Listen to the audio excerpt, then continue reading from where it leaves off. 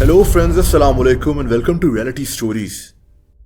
दोस्तों, ये कहानी है एक सड़क की। रशिया की एक हाईवे 2000 किलोमीटर लंबी।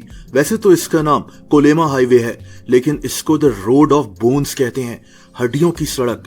इसकी वजह इस सड़क में छुपी एक ऐसी कहानी है जो रहती दुनिया तक याद रखी जाएगी।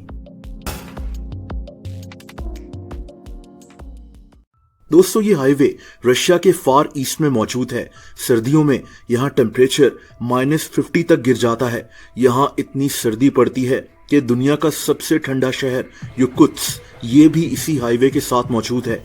4 साल पहले 20 साल का एक लड़का इस हाईवे पर गाड़ी चला रहा था जब ये लड़का रास्ता भूल गया। इसका नाम सर्जे युस्तनोव था। दोस्तों, उस वक्त टेम्परेचर -50 हो चुका था। इसकी गाड़ी खराब हो गई और ये इस शदीद सर्दी में अपनी गाड़ी में ही मर गया।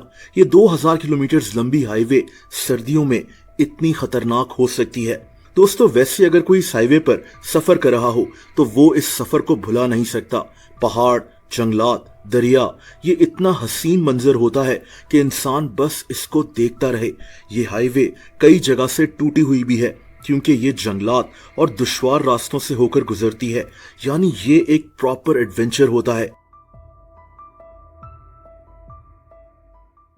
दोस्तों, इस रोड की तामीर 1932 में शुरू हुई थी।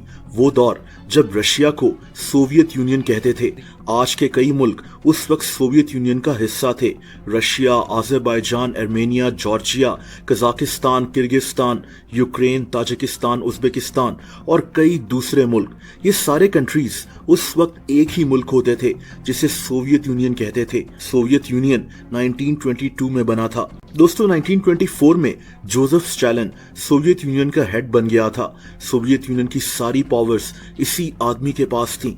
1924 से अपनी मौत तक यानी 1953 तक यही आदमी सोवियत यूनियन का हेड रहा, यानी 29 साल तक। इसको डिक्टेटर भी कहा जाता है। 1932 में सोवियत यूनियन में लेबर कैंप्स बन गए थे। लेबर कैंप्स उस जगह को कहते हैं जहां जंगी कैदी रहा करते हैं, जिनसे बहुत सख्त काम करवाया जाता है। दोस्तों, उस दौर में सोवियत यूनियन की इसी हिस्से में जहां आज ये हाईवे है, सोना और प्लेटिनियम वगैरह दरियाफ्त हो गए थे।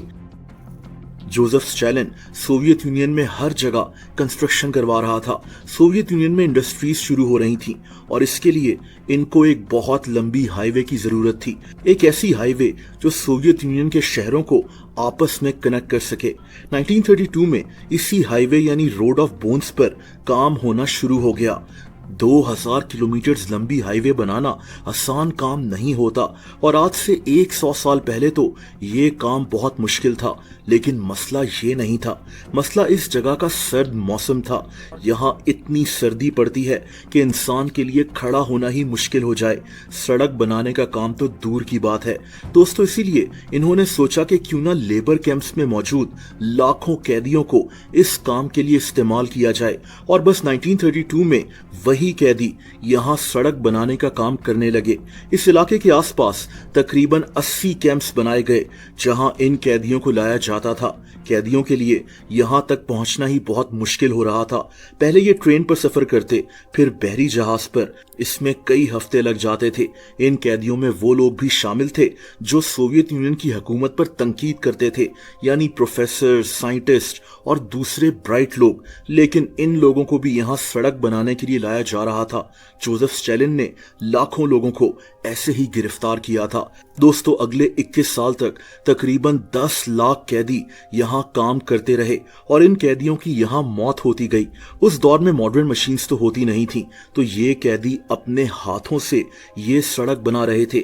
यहाँ सर्दियों में एवरेज टेम्परेचर -38 सेल्सियस तक होता था और साल में ज्यादातर यहाँ सर्दी ही रहती थी। कहते हैं कि तकरीबन 5 लाख कैदी इस सड़क पर काम करते हुए मारे गए थे। इन कैदियों की लाशों को इसी सड़क के नीचे दबा दिया जाता था और तभी इस 2000 किलोमीटर लंबी हाईवे को रोड ऑफ बोन्स कहते हैं, क्योंकि इस सड़क के नीचे लाखों लोगों की हड्डियां मौजूद हैं।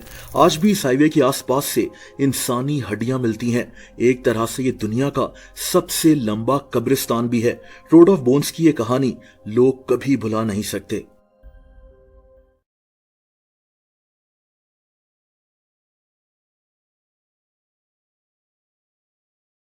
दोस्तों, अगर आप मुझे इंस्टाग्राम पर फॉलो करना चाहें तो उसका लिंक नीचे डिस्क्रिप्शन में मौजूद है।